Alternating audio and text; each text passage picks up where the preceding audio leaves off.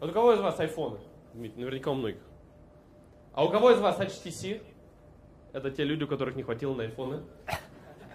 Ничего не имею против людей, у которых HTC. Просто у вас не хватило денег на айфон, и у вас нет вкуса. И вы программист-технарь, скорее всего. С вот такой рубашкой и ремешком здесь, и ходите вот так, с косой волос. Так вот, некоторые говорят, у меня крутой телефон, у меня Nokia, смотри, как классно светит. Фонарик есть. Да? Класс. Да, вам договорили? Очень долго, зарядку долго держит. Мне ноутбук крутой не надо, у меня вот мини-покетбук за 15 тысяч асер. Нормально. MacBook, я что, дурак, что ли? 60 тысяч за бренд переплачивать. Дурак я, что ли? Как мне говорят, в бизнес-классе же дураки летают. Человек в нормальном уме вместо 12 тысяч заплатит 45 за перегородку.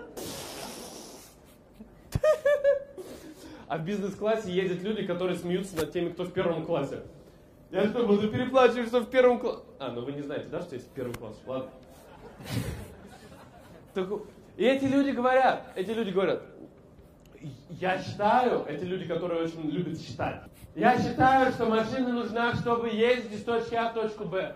И вообще глупо машину в Москве покупать, потому что пробки. Метро очень красивое, архитектурный шедевр. И вообще я люблю ходить пешком. Выбраться в центр и ходить пешком. А мне машина нужна. Мне нужны разумные решения. У меня отличный расход по бензину. Например, по городу. Разумная страховка. Не переплачиваю налоги за мощность. Надо быть таким дураком, который переплачивает за лишние лошадиные силы. Мне это не важно. Главное добраться, какие хватает.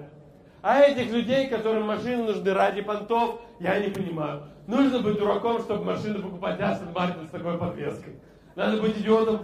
У меня на моем Рено Кенгу высокая подвеска. Я могу ставить на бордюры. Одежда, я считаю, не главное. Главное, я вот эти бренды не понимаю. Я покупаю обувь в эко-компании. Главное, чтобы была удобная. Мне 40 лет, я до сих пор хожу в кроссовках. И в черных гробовых ботинках, которые я не чистил. Ну, конечно, они у меня грязные. А как вы хотели ходить в Москве? Тут ведь грязно. Ботинки как можно здесь? Никак невозможно. Невозможно ходить. Я этих людей не понимаю. Дольче Габбана носит такие ремни. Недалекие люди ходят в Сохо Румс. А я слушаю Дэвида Боуи. Я творческий человек. Я учен. Я другой. И заставка всей этой рекламы такая. Очнись ты, бедный.